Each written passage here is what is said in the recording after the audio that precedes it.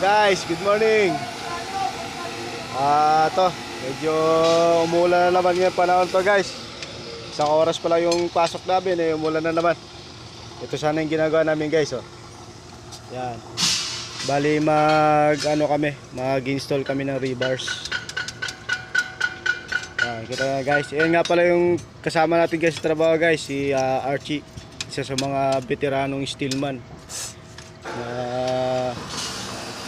kasama natin ito sa trabaho. Siya yung inaasahan sa rebars.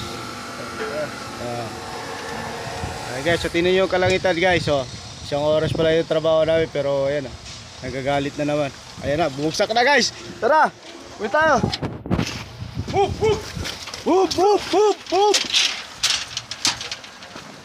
Bek, atras na Bek, umula na. Di kaya.